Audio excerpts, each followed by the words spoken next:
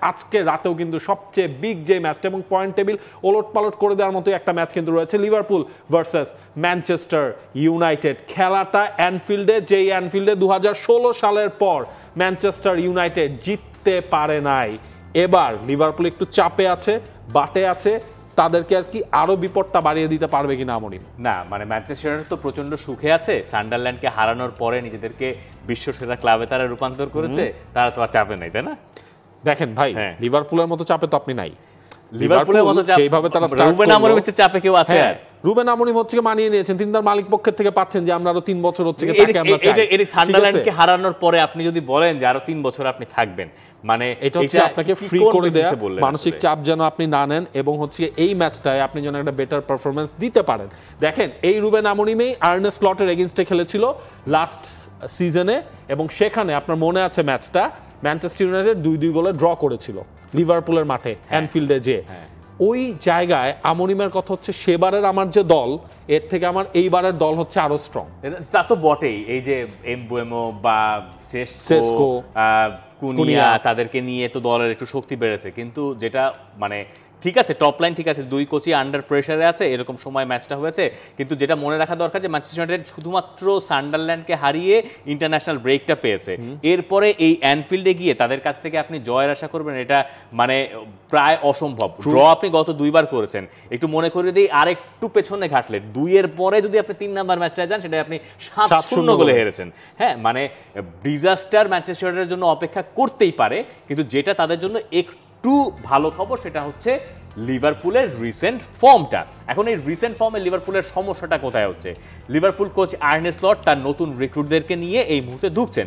Florian ভার্টসকে এখনো পর্যন্ত ঠিকভাবে পাওয়া যায় নাই। আপনি কেরকেজের কথা বলতে পারেন যে লেফট ব্যাক পজিশনে লিভারপুলে কে খেলবেন, ওখানে রবার্টসনকে আরেকবার ট্রাই করা হবে কিনা জানি না।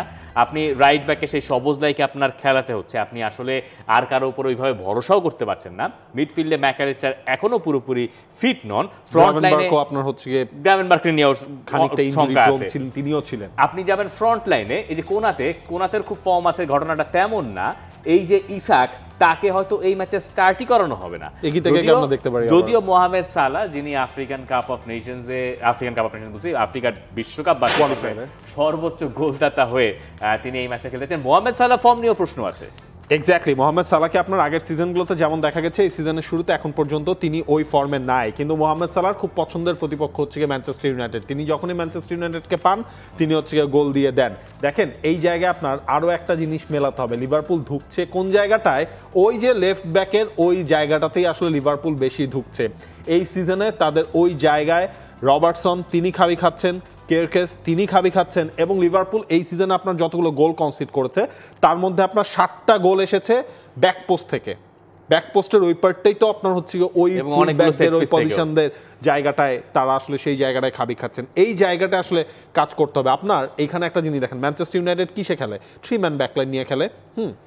লিভারপুল এই সিজনে 2টা ম্যাচ ধরা খেয়েছে ক্রিস্টাল প্যালেসের কাছে, 3 ব্যাক, সেই ক্রিস্টাল প্যালেসও 3 ব্যাক। সুতরাং অলিভার গ্লাসনার এর মতো করে যদি আসলে আমনিম সামলাতে পারেন, মানে সেটা বিশ্বাস করছেন রুবেন আমরিম বলছেন যে লিভারপুলকে হারানো সম্ভব, তিনি সেটা বিশ্বাস করেন এবং ইউনাইটেড সমর্থকেরা সেটাতে কতখানি আস্থা খুঁজে পাবেন প্রশ্ন হচ্ছে সেটা। এটা একটা আলাদা ম্যাচ হতে যাচ্ছে। আমরা অ্যানফিল্ডে লম্বা সময় ধরে জিতি না, আমরা এইবার সেটা থেকে বের হতে চাই।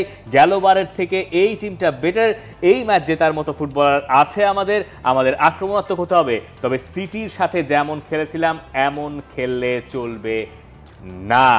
আর এই যে ইন্টারন্যাশনাল ব্রেক গেল, এই ব্রেকে আসলে আর্নে স্লট কি বললেন, তিনি আসলে কি খুঁজে বের করতে চাইলেন, তিনি কি সেটা খুঁজে পেলেন, সেটা বোঝা যাবে আজকের এই ম্যাচে। ওপেন প্লে থেকে সবচেয়ে বেশি গোল করার সুযোগ তৈরি করেছি আমরা, এইটা ফাইন্ডিং তার।